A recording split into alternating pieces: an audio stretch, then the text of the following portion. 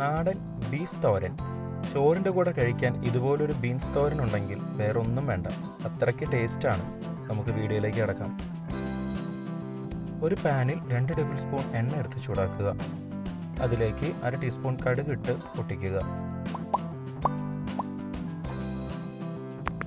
കടുക് പൊട്ടിയതിനു ശേഷം ഫ്ലെയിം ഏറ്റവും കുറവിലേക്ക് വെച്ച് 2 ഉണക്കമുളക് നടുവേ മുറിച്ചത്, 8 ചെറിയുള്ളി ചോപ്പ് ചെയ്തത്, കുറച്ച് കറിവേപ്പില, 2 കപ്പ് ബീൻസ് അരിഞ്ഞത്, 1 കപ്പ് തേങ്ങ ചിരകിയത്, 3 പച്ചമുളക് നടുവേ കീറിയത്, 1/4 ടീസ്പൂൺ മഞ്ഞൾപ്പൊടി, 1 ടീസ്പൂൺ ഉപ്പ്, 2 ടേബിൾ സ്പൂൺ വെള്ളം എന്നിവ ചേർക്കുക. ക്ഷമിക്കണം, വെള്ളം ചേർക്കുന്ന സമയത്ത് വീഡിയോ ഓഫായിരുന്നു.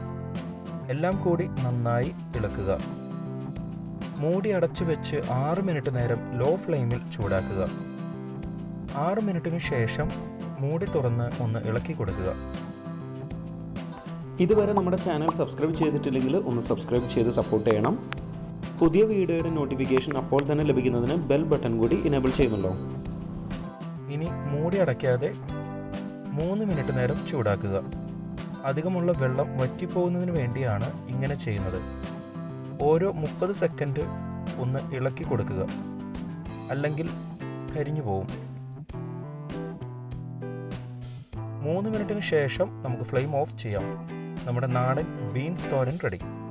ചോറിൻ്റെ കൂടെ കഴിക്കാൻ ഇതുപോലൊരു ബീൻസ് തോരൻ ഉണ്ടെങ്കിൽ വേറെ കറികളൊന്നും തന്നെ വേണ്ട, അത്രയ്ക്കും ടേസ്റ്റാണ്. സ്കിപ്പ് ചെയ്യുന്നതിന് മുമ്പ് ചാനൽ ആദ്യമായി കാണുന്നവരാണെങ്കിൽ ഒന്ന് സബ്സ്ക്രൈബ് ചെയ്യാൻ മറക്കരുത്. ഇവിടെ ക്ലിക്ക് ചെയ്താൽ ചാനലിലെ ഏറ്റവും പുതിയ വീഡിയോ കാണാൻ സാധിക്കും.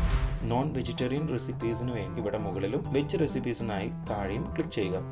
4 മണി പലഹാരങ്ങൾ, സ്നാക്സ്, ബിരിയാണി, ഡെസേർട്സ്, ഡ്രിങ്ക്സ് തുടങ്ങിയ എല്ലാവിധ റെസിപ്പികളുടെയും ലിങ്ക് ഡിസ്ക്രിപ്ഷനിൽ കൊടുത്തിട്ടുണ്ട്.